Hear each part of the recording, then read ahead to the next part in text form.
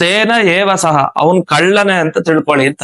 ಯಾರನ್ನ ಕಳ್ಳ ಅಂತ ತಿಳ್ಕೊಳ್ಬೇಕು ಅಂದ್ರೆ ಯಾರು ದೇವತೆಗಳಿಗೆ ಕೊಡದೇನೆ ಹಾಗೆ ತಿನ್ಬಿಡ್ತಾರೋ, ಕೇವಲ ಸ್ವಾರ್ಥಿಗಳಾಗಿ ಏನೂ ಕೊಡದೇನೆ ದೇವರಿಗೆ ಗುರುಗಳಿಗೆ ಹಾಗೆ ನಾನ್ ತಿನ್ಬಿಡ್ತೀನಿ ಅಂತ, ನಾನು ಒಬ್ಬನೇ ತಿಂದ್ರೆ ಇನ್ನೂ ದೋಷ, ತನ್ನೋರ್ ಜೊತೆ ಸೇರಿಸ್ಕೊಂತಿದ್ರೆ ಇನ್ನೂ ದೊಡ್ಡ ದೋಷ ಅಂತ. ತಾನು ಒಬ್ಬನೇ ಪಾಪ ಮಾಡ್ಲಿಲ್ಲ, ಜೊತೆಗೆ ಇನ್ನೂ ಒಂದಿಷ್ಟು ಜನ ಸೇರಿಸ್ಕೊಂಡ ಅಂತ.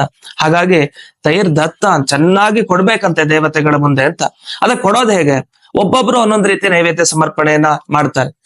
ಕೆಲವ್ರು ಏನ್ ಮಾಡ್ತಾರೆ, ಎಲ್ಲ ಅಡಿಗೆ ಮಾಡ್ಬಿಡ್ತಾರೆ. ಅಡಿಗೆ ಎಲ್ಲ ಮಾಡಿ ಎಲ್ಲ ಅನ್ನ ಸಾರು ಎಲ್ಲ ಸಿದ್ಧಪಡಿಸ್ಕೊಂಡು ಆಮೇಲೆ ದೇವ್ರ ಮುಂದೆ ಹೋಗಿಡೋದು. ಇದು ಒಂದ್ ರೀತಿ ಆಯ್ತು.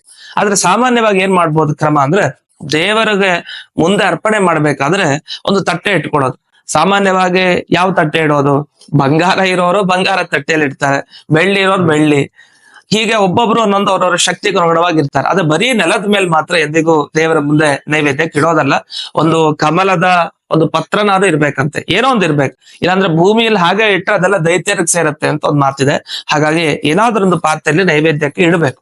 ನೈವೇದ್ಯಕ್ಕೆ ಇಟ್ಟ ಮೇಲೆ ಪೂರ್ತಿ ವಿಡಿಯೋವನ್ನು ನೋಡಲು ಫೇಸ್ಬುಕ್ ಅಥವಾ ಯೂಟ್ಯೂಬ್ನ ರಾಯರ ಭಕ್ತ ಚಾನೆಲ್ನಲ್ಲಿ ನೋಡಿ ಮತ್ತು ಈ ವಿಡಿಯೋವನ್ನು ಪ್ರತಿಯೊಬ್ಬ ರಾಯರ ಭಕ್ತರಿಗೂ ಶೇರ್ ಮಾಡಿ. ಧನ್ಯವಾದಗಳು.